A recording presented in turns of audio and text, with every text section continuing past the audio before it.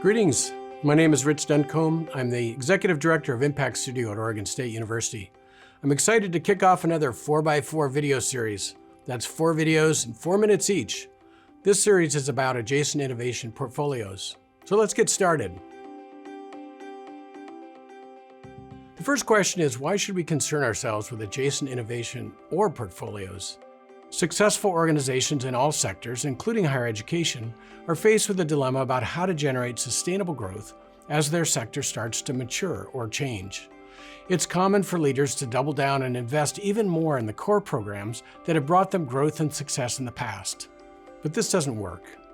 Examples of factors driving the declining growth rates in higher education include the reduction of high school graduates, flat or erratic federal research funding, and over 20 years of declining state funding. The question is, how do we create sustainable growth? The better path is to leverage Oregon State's capabilities to create a diversified portfolio of growth opportunities. Our capabilities include our talented faculty and staff, our research expertise and facilities, partnerships with public and private organizations, our geographic footprint and reach, our reputation, and much more. When we leverage our capabilities into new growth opportunities, it accomplishes two things critical to our mission. First, adjacent innovation expands our ability to create transformational impact by serving new audiences. In turn, this expansion creates sustainable growth for Oregon State. We have some great examples of adjacent innovation to build upon. eCampus was started over 20 years ago and is now a critical part of our success.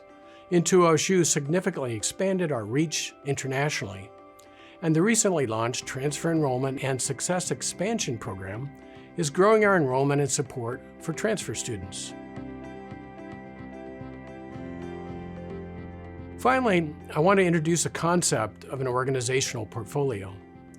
Every program at Oregon State is represented on this 4-quadrant model. I will take a moment to introduce this model to share Impact Studio's role. Programs in Quadrant 2 are typically new programs, and they are growing at a much faster rate than Oregon State. Leaders in Quadrant 2 accelerate these programs by expanding outreach and growing their capacity to deliver. eCampus is a shining example of a Quadrant 2 program. Most programs are in Quadrant 3 and are critical to Oregon State, but the growth rate has flattened. The role of Quadrant 3 leaders is to creatively optimize these programs by providing as much value as possible within limited resources. In some cases, programs start declining rapidly and are no longer critical. The job of Quadrant 4 leaders is to gracefully sunset these programs and transition our talented people into other programs. Impact Studio's role is to develop new adjacent initiatives in Quadrant 1. These initiatives are not yet critical to Oregon State or proven. It is our job to develop them for acceleration into Quadrant 2 or divest. The uncertainty associated with adjacent initiatives in Quadrant 1 is much higher than programs in the other quadrants. In the second video of this series, I will discuss how Impact Studio manages our Quadrant 1 portfolio. Thank you so much for joining.